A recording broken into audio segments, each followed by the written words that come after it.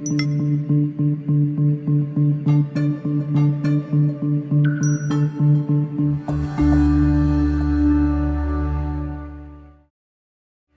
are predicting that the worst is yet to come, which is unfortunate, said one person here. Until now, they've enjoyed the reputation of being the nation's icebox. Watched a burglar in his home this morning by webcam. As a journalist of over 25 years, stories are what make my world turn. Reporting live from the Dallas newsroom tonight, Jeff Crilley, Fox 4 News. But in 2008, I took the jump from my familiar life and started a PR firm from my home. We're talking about anyone with a camcorder like the one I'm using becomes a television network. We started slowly growing the company, and we now have over 100 clients, and we've branched into the world of live digital broadcasting. I now own 8 different TV studios and have a huge team, and the stories that I now get to share are sometimes the most important of my life. Life has a funny way of coming around full circle. This is the Jeff Crilley Show. Welcome to my show. Well, COVID-19 has certainly disrupted a lot of industries. One of the hardest hits has been the travel industry. Joining us from Florida, Chicke Fitzgerald. She's an entrepreneur. She is a travel expert, and she is a game changer. Welcome to the show, Chicke. Thank you, Jeff. I really appreciate you inviting me. You bet, you bet. Well, I'm fascinated with you on a number of fronts, but let's go ahead and kind of give kind of a state of the union, if you will, on the travel industry. Are you seeing demand picking back up now that the country is slowly reopening? Yes, we are seeing that demand increase, but the interesting thing is that the news media is focusing a lot on the air part of that equation, and only 11% of all travel in this country is by air. That is important. And you do a lot. What percentage of your business is business and which percentage is leisure? Well, leisure is a much larger category than people imagine. In the travel industry, when people think about leisure, they think about vacation. And vacation is only 8% of all overnight trips. Where we focus is on what I call life travel, which is the 69% that are the things that people do every day. Weddings, funerals, the birth of a baby, going to a graduation. And obviously this year that has been severely impacted. Absolutely. I want to talk about your book. You wrote a book, a game-changing book, 3 years ago called Game Changer.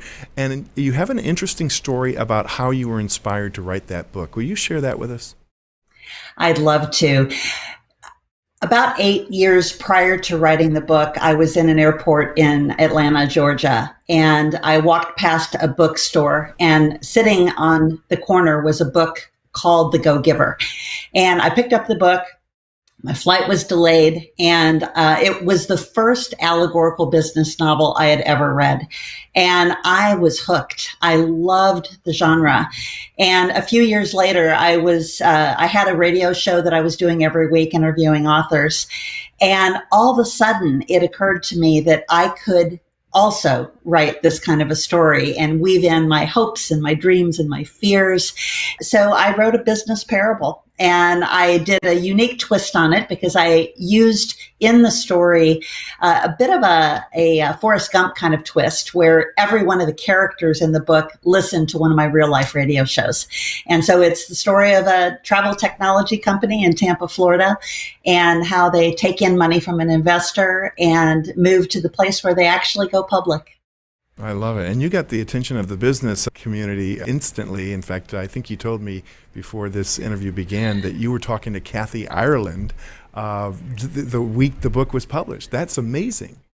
Yes, it was a real honor. She is an entrepreneur's entrepreneur. And in addition to being, absolutely gorgeous, she really cares about helping other entrepreneurs, which is why she does the Worldwide Business Show. Yes. Well, let's talk about your for-profit business, because there's a philanthropic side to your for-profit business. Tell us about your company. Well, Jeff, I like to describe myself as a philanthropreneur because taking the best of what I learned in the travel industry, and the first third of my career was with the major travel technology companies. So if you've ever booked a flight or a hotel room online, I have either worked for or consulted to those companies. So I spent the second part of my career as a consultant. And at the end of that phase of my life, I had one of those come to Jesus moments where I had to figure out what I wanted to do. And I had obviously a lot of technology experience working for companies like Dallas-based Sabre. I lived there for 10 years when I worked for them, and then a company called WorldSpan. And during my consulting career, I did things like building LasVegas.com for the major casino companies there. And it was really an amazing experience, but it wasn't enough. Right. I really wanted to leave a legacy. I used a song by Nicole Nordman on my radio show as my intro and outro called Legacy. And that was really the desire of my heart. So I wanted to take everything I knew about travel technology. I wanted to turn that on its head because I think the travel industry gets a lot of things wrong, and wanted to also find a way to change the business model to actually provide a product that would be free to our clients and share our revenue with them and give back to their charity of choice. And that's what we've done with our Traveling to Give product line. Outstanding. We're going to roll a little video from your website that just shows off your company and your process. So when you engage a client for the first time, you go over their needs and their wants. How does that work?